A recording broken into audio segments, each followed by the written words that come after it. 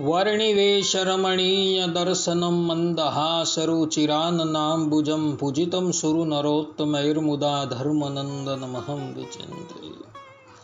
अशतो मा षड्गमय तमसो मा ज्योतिर्गमय मृत्युर्मा अमृतं गमयः। ओम शांति शांति शांति। अस्मद्गुरु समारंभां नाथयामुन मध्यमां लक्ष्मीवल्लभपर्यन्तां वंदे गुरु परंपरा। આજની જ્ઞાન સભાની અંદર પધારનારા બધા જ ભગવદ ભક્તોને વેદાંતાચાર્ય, પુરાણ ઇતિહાસ આચાર્ય, એમ ફિલોસોફી શાસ્ત્રી રાકેશભાઈના હેતપૂર્વક જય સ્વામિનારાયણ। ભક્તો, ગયા વખતની જ્ઞાન સભાની અંદર આપણે બધા શ્રીમદ ભાગવતના 10મ સ્કંદના 35મા અધ્યાયની અંદર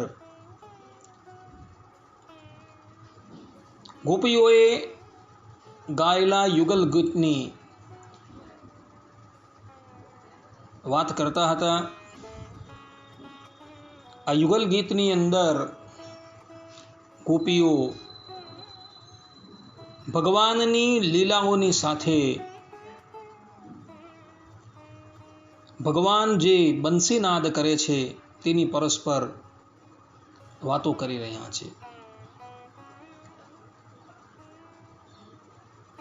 11 શ્લોક પર્યંત આપણે ચર્ચા જે છે એ કરી આવેલા હતા। હવે આજે આપણે 12મા શ્લોકથી કથાનો પ્રારંભ કરીએ, કથાને શ્રવણ કરીએ।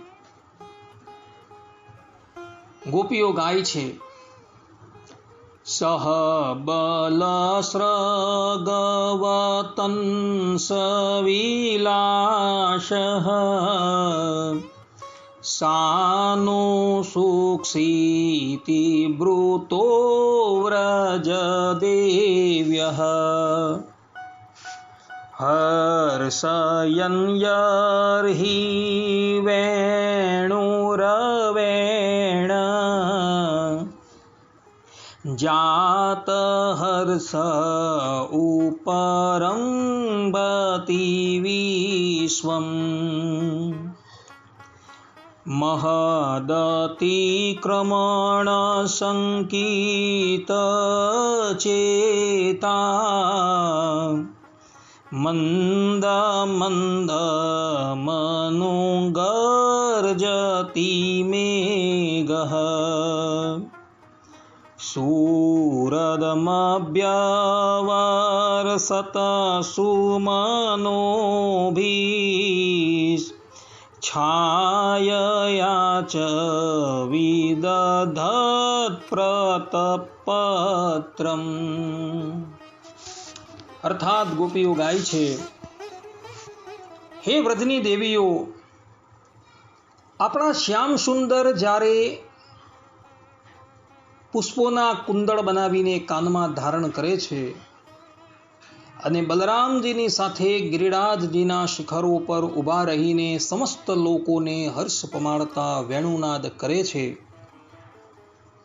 અરે વાંસળી શું વગાડે છે, આનંદ મગ્ન થઈને તેના ધ્વનિ દ્વારા સમસ્ત વિશ્વનું આલિંગન કરે છે, ત્યારે કાળા મેઘો વાંસળીમાં સૂર પૂરતા હોય તેમ મંદ મંદ ગર્જના કરવા લાગે છે। મેઘોના મનમાં એવી શંકા રહે છે કે ક્યાંક અમે જોરથી ગર્જના કરીએ અને તે ક્યાંક વેણુનાદના સુરથી વિપરીત થઈ જાય, તેમાં બેસુરાપણું લાગે તો મહાત્મા શ્રી કૃષ્ણનો અપરાધ થઈ જાય। હે સખી, તે મેઘ એટલું જ નથી કરતા, તે જ્યારે જુએ છે કે અમારા મિત્ર ઘનશ્યામને પસીનો થઈ રહ્યો છે ત્યારે તે તેમના ઉપર આવીને છાયા કરે છે, તેમનું છત્ર બની જાય છે। અરે સખી, મેઘ તો પ્રસન્ન થઈને તેમના ઉપર પોતાનું જીવન ન્યોછાવર કરી દે છે, ઝીણા ઝીણા ફોરા રૂપે એવી રીતે વરસવા લાગે છે કે જાણે દિવ્ય પુષ્પોની વરસાદ થઈ રહી હોય। ક્યારેક વાદળોની પાછળ છુપાઈને દેવતાઓ પણ પુષ્પની વૃષ્ટિ કરે છે। ગોપીઓ કહે છે કે ભગવાન શ્રી કૃષ્ણ પુષ્પોના કુંડળ બનાવીને કાનમાં ધારણ કરે છે। ભક્તો, ભગવાન શ્રી કૃષ્ણ કેવલ પુષ્પનું એક જ કુંડળ બનાવીને કાનમાં ધારણ કરતા હતા એવું કથાકારોનું કહેવું છે.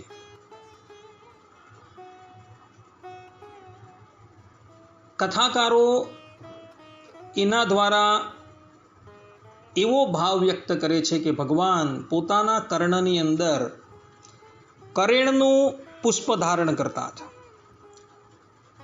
અને જે કાનની અંદર ભગવાન એ કરેણનું પુષ્પ ધારણ કરે એ સ્થાન તરફ ભગવાનની ગતિ હોય છે. એટલે કોઈક સખીની સાથે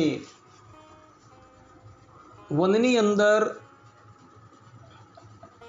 ભગવાન મિલન કરવાના હોય તો તેને એ કુંડળ દ્વારા ભગવાન સંકેત આપે છે કે આજે હું આ સ્થાનની અંદર ગૌચારણ કરવા જવાનો છું, માટે તું ત્યાં આવજે. ભક્તો, આ વાત જે છે એ શ્રીમદ ભાગવતના કથાકારો જે છે એ આ પ્રમાણે કહે છે. ગોપીઓ કહે છે કે ભગવાન શ્રી કૃષ્ણ બળદેવજીની સાથે ગિરિરાજ ગોવર્ધનના શિખરની ઉપર બિરાજમાન થઈ ત્યાં ઊભા ઊભા વેણુનાદ કરતા હોય છે. ત્યારે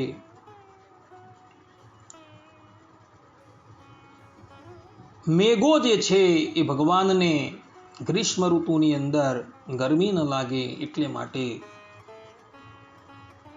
એના પર છત્રનું કામ કરતા હોય છે અને એ પ્રમાણે એ ભગવાનની સેવા કરતા હોય છે.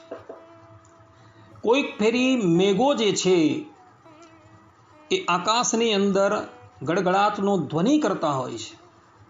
ત્યારે એ ધ્વનિ જે છે એ અતિશય મંદ મંદ કરતા હોય છે. એ લોકોને ભીતિ હોય છે કે કદાચ શ્યામ સુંદરની બંસીની ધ્વનિની અંદર ખલેલ ન પહોંચે. અને કોઈક વખત તો એ મેઘો જે છે એ ધીરે ધીરે ધીરે ભગવાનની ઉપર વરસતા હોય છે કે જાણે એ લોકો આ બંસીનાદ સાંભળીને ભગવાનની ઉપર પુષ્પોની વૃષ્ટિ કરતા હોય. કોઈક વખત દેવતાઓ જે છે એ પણ વાદળની પછાડ છુપાય ભગવાનની ઉપર પુષ્પની વૃષ્ટિ કરતા હોય છે. આ પ્રમાણે ગોપીઓ જે છે એ ભગવાનના વિયોગની અંદર ભગવાનની લીલાઓનું ચિંતન કરતા થકા પોતાના વિરહને કિંચિત માત્ર શાંત કરતા હોય છે. ગોપીઓ ગાય છે, વિવિધ ગોપચરણે સુવિદગ્ધો વેણુવાદ્ય ઉરુધાની જ શિક્ષા તવ સુતઃ સતીયદાધર બિંબે દત્ત વેણુરનયસ્વર જાતિ સવન સસ્તદુપધાર્ય સુરેશા શક્ર સર્વ પરમેષ્ઠિ પુરોગઃ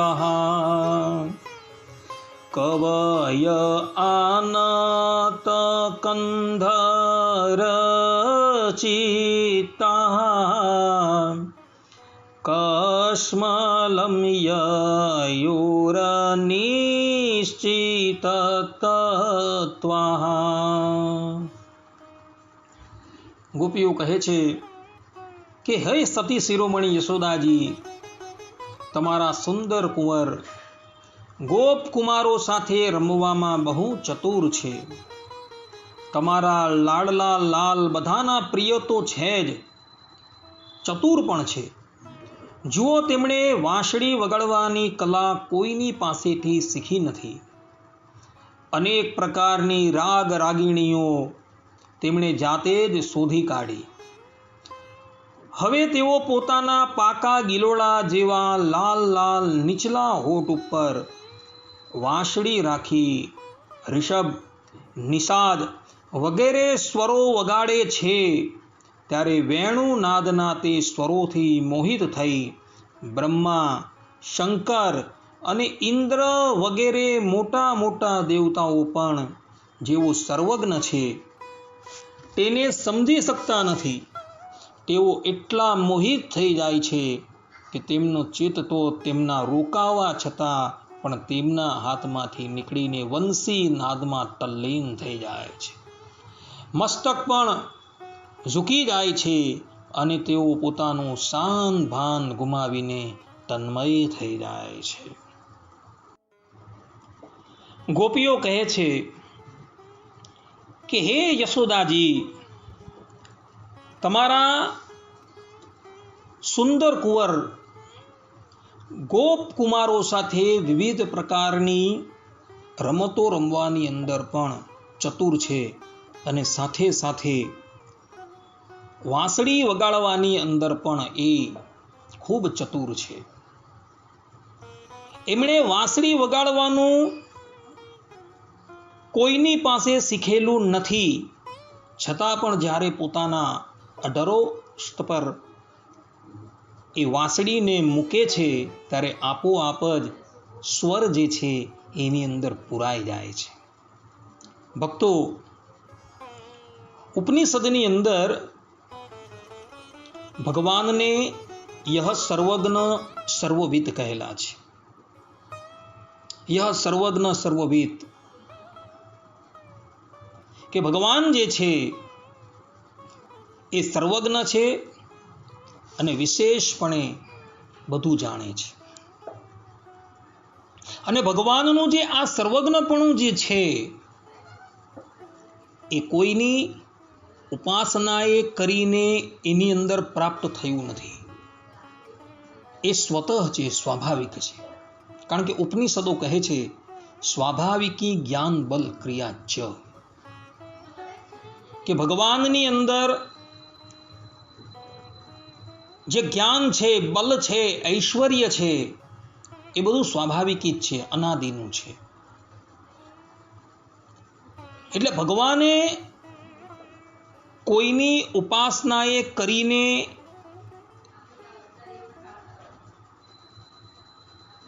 કોઈ વસ્તુની પ્રાપ્તિ કરવાની નથી. ભૂતલની ઉપર મનુષ્ય રૂપ ધારણ કરીને ભગવાન જ્યારે પ્રગટ થાય છે ત્યારે કેવલ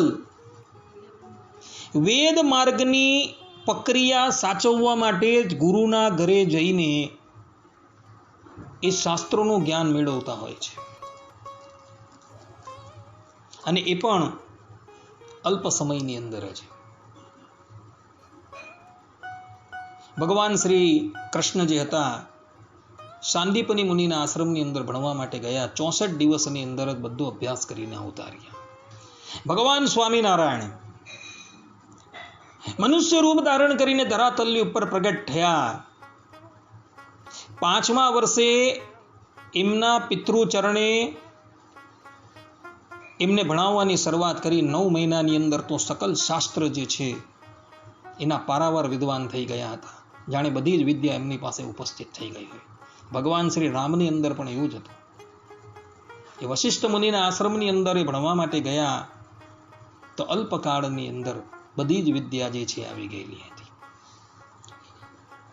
એટલે ભગવાનનું એ જ્ઞાન જે છે એ ક્યારેય સંકુચિત થતું જ નથી. આપણું જ્ઞાન જે છે એ સંકુચિત થાય છે, પરંતુ ભગવાનનું જ્ઞાન જે છે ક્યારેય પણ સંકુચિત થતું નથી. ભગવાન શ્રી કૃષ્ણ પોતાના અધરાષ્ઠ પર વંશી મૂકે છે એટલે આપોઆપ જ જે છે એની અંદરથી સૂરો નીકળવા માંડે છે. અને એ સૂરો જે છે એ સાંભળીને ભવ બ્રહ્માદિક દેવતાઓ જે સમાધિની અંદર રહેલા હોય છે તે લોકોની સમાધિ છે ભંગ થઈ જાય છે અને એ લોકો પોતાના વાહન ઉપર સવાર થઈને વ્રજની અંદર આવી જાય છે અને ભગવાનની એ બંસી સાંભળવાની અંદર એટલા બધા એ લોકો તલ્લીન થઈ જાય છે કે એ લોકોનું ચિત્ત જે છે એ રોકવા છતાં પણ રોકાતું નથી, એ લોકોના હાથમાંથી નીકળી જાય છે અને વંશી નાદની અંદર તલ્લીન થઈ જાય છે. ભક્તો, ભગવાન શંકરની સમાધિ તોડાવવી એ કોઈ ખાવાના ખેલ નથી. કામદેવે એ અપડાપણ કરેલું હતું, જેનું પરિણામ એણે ભોગવવું પડેલું હતું. પરંતુ એ જ ભગવાન શંકરની સમાધિ જે છે એ વેણુનાથથી ભંગ થઈ જાય છે અને ભગવાન શંકર કૈલાસમાંથી દોડતા દોડતા વ્રજમાં આવી જાય છે અને ભગવાનની એ વંશીનાદ સાંભળવાની અંદર એ તન્મય થઈ જાય છે. ગોપીઓ કહે છે, વ્રજતીતેન વયં સવિલાસ વીક્ષણાર્પિતમનોભવવેગઃ કુજગતિં ગમિતાન વિદામઃ કશ્મલેન કબરં વસनं વા મણિધર ક્વચિદાગણયંગા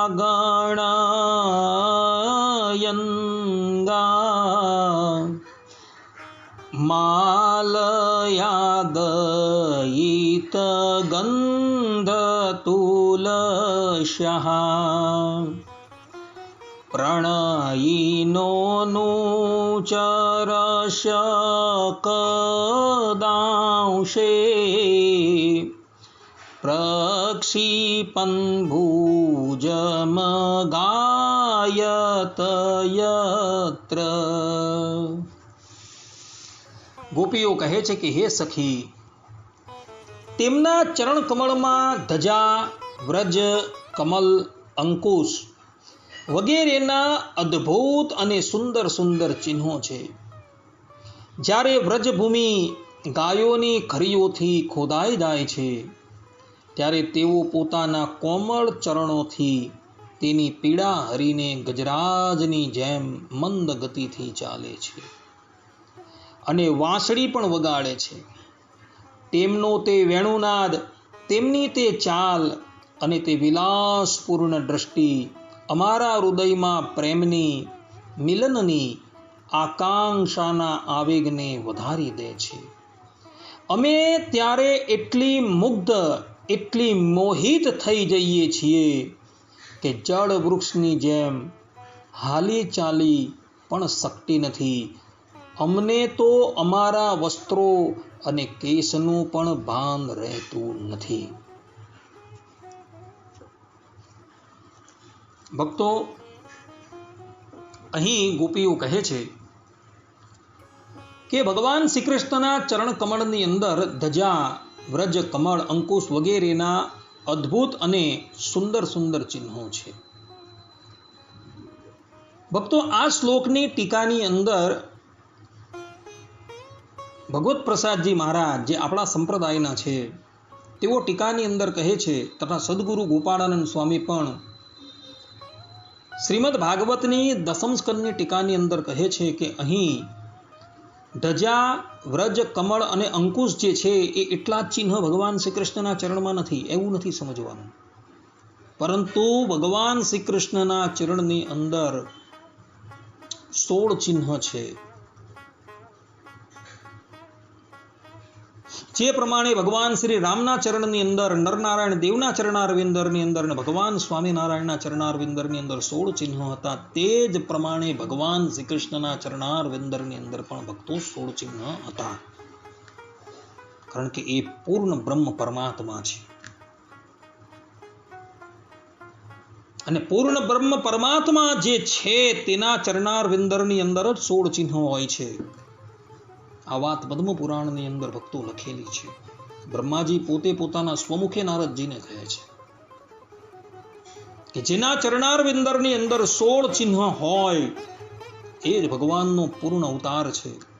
જેના ચરણારવિંદરની અંદર 1-2 ચિહ્ન હોય એ પણ ભગવાનનો કળા અવતાર કે અંશા અવતાર છે. આ પ્રમાણે પદ્મ પુરાણની અંદર બ્રહ્માજીએ પોતે કહેલું છે.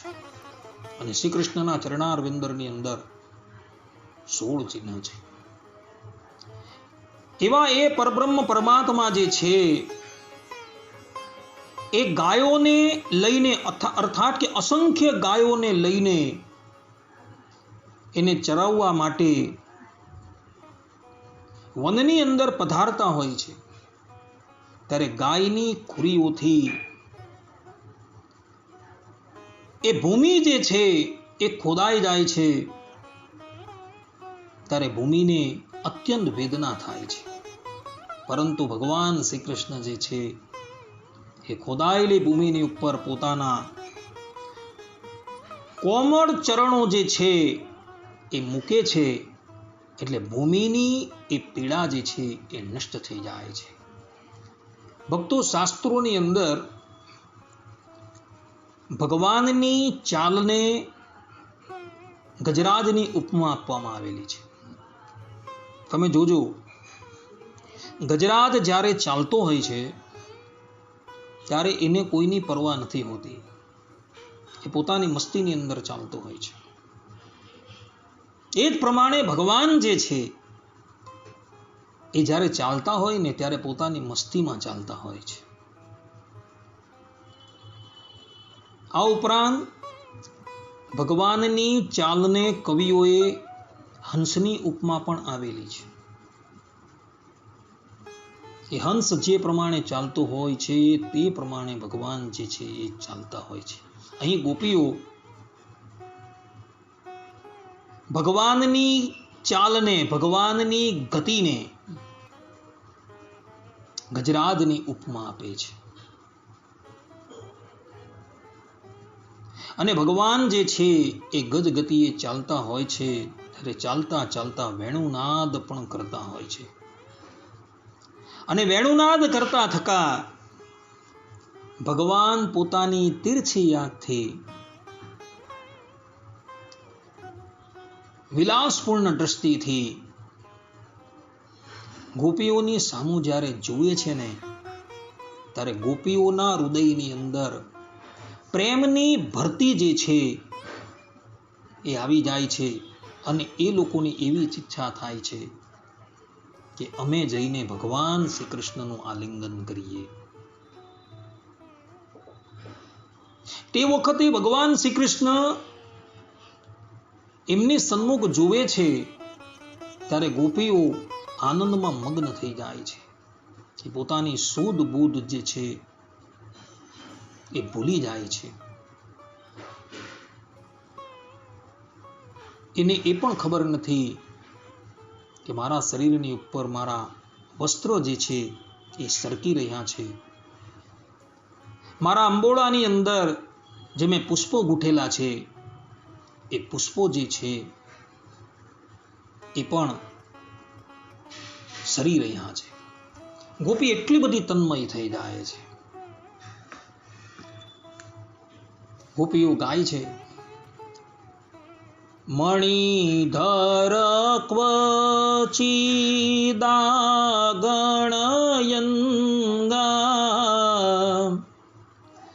માલયાદયિત ગંધતુલસઃ પ્રણયિનો નુચર शकदांशे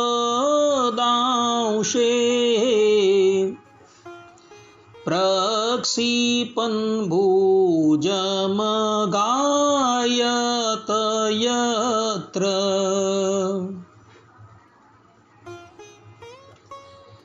क्वणितवेणुरववचित्तचित्ताः कृष्णमन्वसत कृष्णगृहिण्यः गुणगणार्णमनुगत्य हरिण्यो गोपिका इव मुक्तगृहासा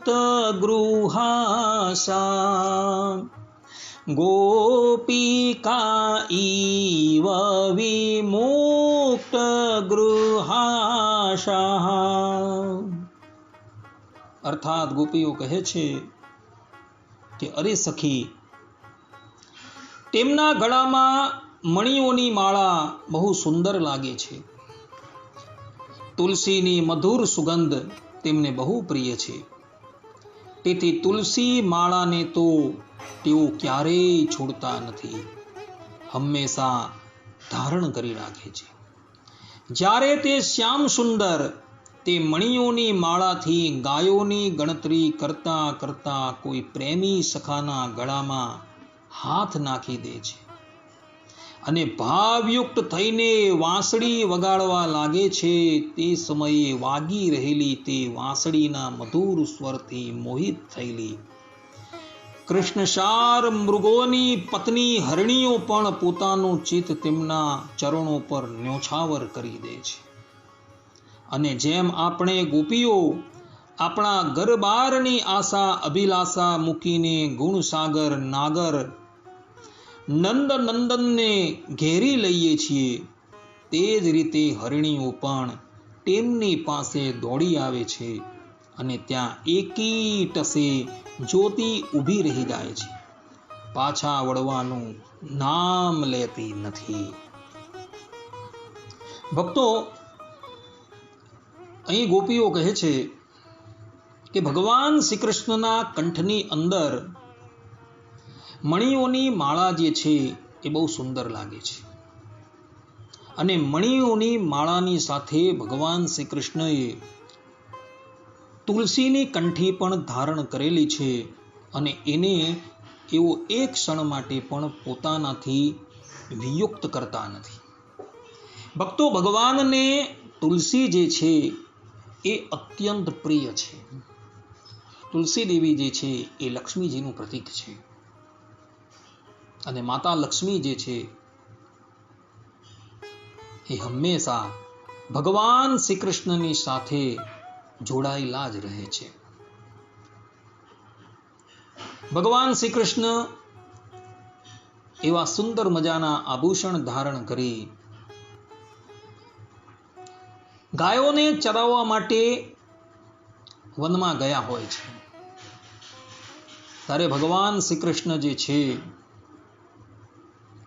એ કોઈ પ્રેમી સખાના ગળાની અંદર એને ગલબાહી કરી પોતાના અધરોષ્ટની ઉપર વેણું મૂકી નીચું મુખ રાખીને જ્યારે વેણુનાદ કરે છે, ત્યારે વનમાં રહેલા હરણાઓ જે છે એ ભગવાન શ્રી કૃષ્ણની પાસે આવી જાય છે અને એ બધા જ ભગવાનને વિતળાઈને ઊભા રહી જાય છે અને એકી તસે ભગવાનની સન્મુખ જે છે એ જોયા કરે છે. ભક્તો, હું અગાડી પણ તમને કહી ચૂકેલું છું કે આચાર્ય વલ્લભાચાર્યજી એ આ વેણુનાદના 5 ભાવો જે છે એ સુબોધિનીજી ટીકાની અંદર બતાવે છે. અહીં ભગવાનનો વેણુનાદ સાંભળી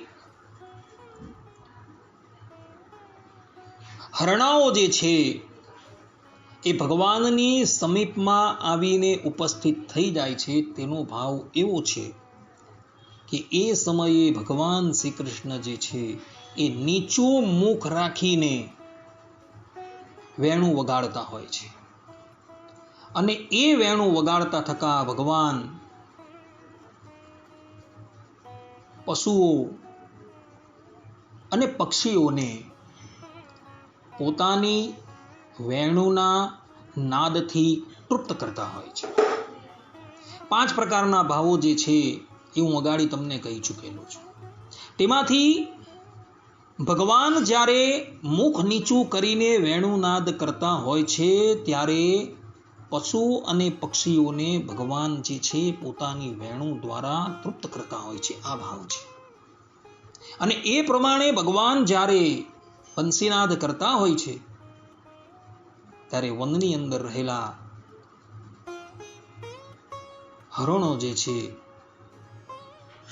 એ ભગવાનની પાસે આવી જાય છે અને ભગવાનને આમ ગોળ વિટાઈને ઊભા રહી જાય છે, અને એકી ટસે તેઓ ભગવાનની સન્મુખ દ્રષ્ટિ રાખીને ભગવાનને જોયા જ કરતા હોય છે. એમની વેણુનાદનો પાન જે છે એવું કરતા રહે છે. આ પ્રમાણે ભગવાન શ્રી કૃષ્ણ જે છે એ પોતાની વેણુનાદ દ્વારા સમસ્ત જગતને મોહિત કરી દેતા હોય છે.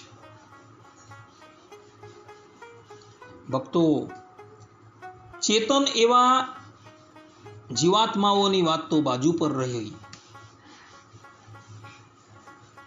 જે વૃક્ષો બોલી શકતા નથી પરંતુ કેવલ અનુભવ કરી શકે છે, એ પણ ભગવાન શ્રી કૃષ્ણની વેણુનાદ સાંભળીને આમ તેમ ડોલવા લાગે છે. આ પ્રમાણે સમસ્ત જગતને એ ભગવાન શ્રી કૃષ્ણ પોતાની વેણુના નાદથી આકર્ષિત કરીને એ બધાના જ ચિત્તને પ્રભુ ચોરી રહ્યા છે. એ પ્રમાણેનો ભાવ છે. અહીં આપણી આ કથાને વિરામ આપીએ છીએ. હવે પછીની કથાની અંદર આપણે આ યુગલ ગીતની કથા જે છે એ પૂર્ણ કરશું, અર્થાત કે 35મો અધ્યાય જે છે એ આપણે વિરામ આવશું, અને ત્યારબાદ 36મા અધ્યાયની અંદર અરિષ્ટાસુરનો ઉદ્ધાર અને ભગવાન શ્રી કૃષ્ણને કંસ જે છે એ અક્રૂરજી દ્વારા મથુરા બોલાવે છે, એ બધી લીલાઓ જે છે એ શ્રવણ કરશું. ત્યાં લગીને બધા જ ભગવત ભક્તોને હિતપૂર્વક જય સ્વામિનારાયણ. સર્વે સંતુ નિરામયઃ, સર્વે સુખીનો ભવંતુ, સર્વે ભદ્રાણી પશ્યંતુ, મા કશ્ચિત દુઃખ ભાગ ભવેત. અસ્તુ. જય સ્વામિનારાયણ.